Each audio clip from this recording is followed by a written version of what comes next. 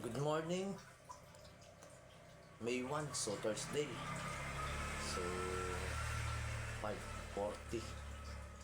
So, maaga ako nagising. Ayan, mga fitness. So, share ko pala yung aking meal plan. Breakfast. 30 grams ng itlog, egg white. So, malalaki siya. So, yung isa nito, kinakain ko. Yung kulay pula, mga fitness. So, ilalaga ako siya.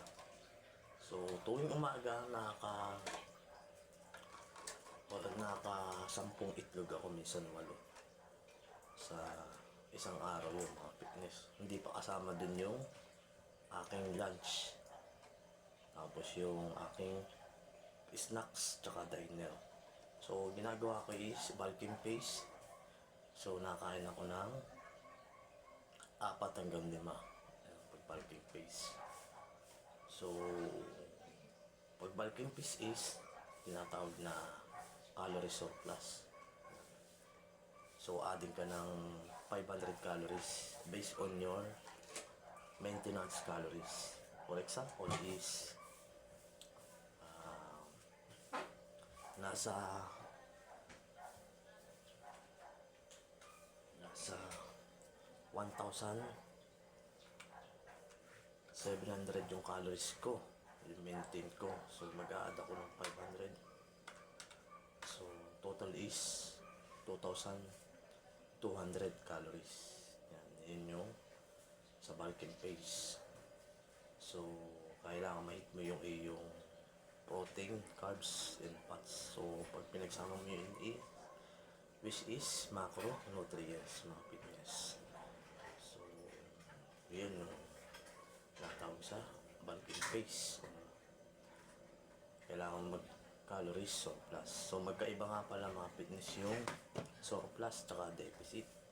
So, pag sinabing deficit is, which is, magmaminus ka naman ng 500 to 300 based on your maintenance calories. Yan.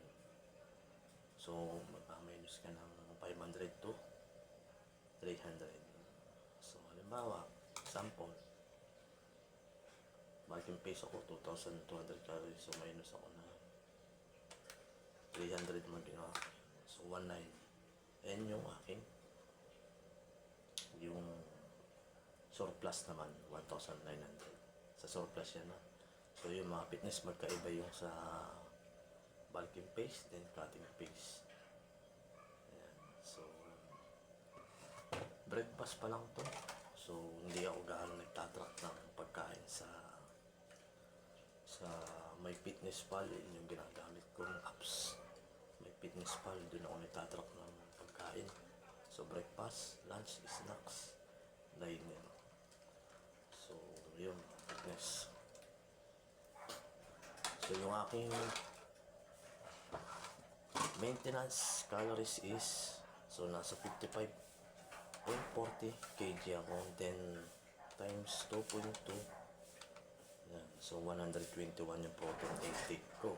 And then, sa ganun din sa carbs. Then, divide ko siya sa 4. So, sa fats ko is 30.47. Yan. So, yung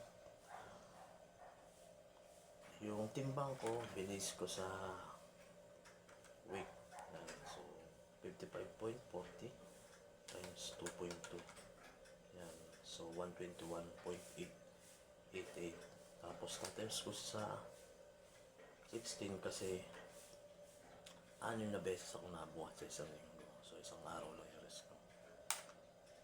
Ayan. So, 1,950 yung maintenance ko plus 500 yan. So, nasa around of 2,450 yung aking bulking pace. So, yun lang mga fitness. Stay fit and healthy.